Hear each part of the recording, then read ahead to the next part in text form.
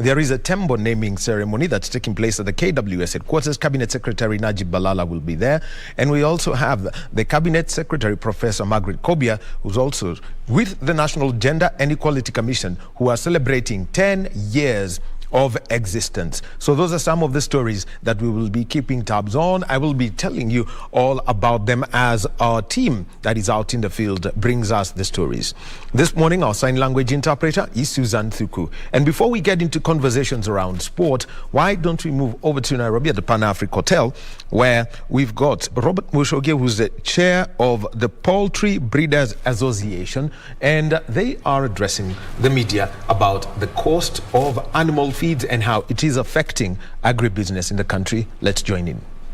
It will come to the miller, it will come to the farmer, and eventually the remaining part of the hospitality industry will have no inputs. It will be very hard to get the eggs locally or the chicken locally. Think about the vets who follow up the chicks that we produce, the agrovets, the builders, the fundi in the village who builds that chicken house, so that even the one who sells the equipment, the feeders. So you can see the ripple effect. The workers who are working in all these subsectors, the employees who are working in the breeder farms, in the hatcheries, in the feed mills, in the actual farms where the farmers have employed workers, the city market and the hotels, all those people are all intertwined. We are all interconnected. And the collapse of one part of the chain, and as the wise people say, a chain is as strong as its weakest link.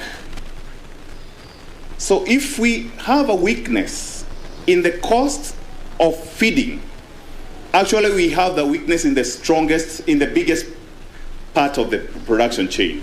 Because as Martin has just said, 80% of the cost of production is what has been affected and is what is ailing this industry. So for us as breeders, we are appealing to the regulator, who is the government. We are raising a red flag that we are sinking. We are contributors to the kitty of the national cake because we pay taxes, we employ people, we do this. And when this industry collapses, your guess is as good as mine. It will not be good for anyone. So we are appealing that the government may look at the points raised by Martin in terms of where they can give a waiver of duty and tax on imported products so that we can be able to survive. It's a crisis, we know, but the industry is on its deathbed if nobody comes to our rescue. If you look at the market, the chick prices have gone up. 2 years ago, a broiler chick would cost between 55 shillings and 60 shillings. Today, the lowest priced broiler day-old chick, commercial chick, is 80 shillings or 90, between 80 and 90. You can imagine that's a rise of about 20% in the cost of one chick. So when the cost of chicks is going up and the feed is going up and the farmer finds a poor market for the product, then that's a recipe for a disaster.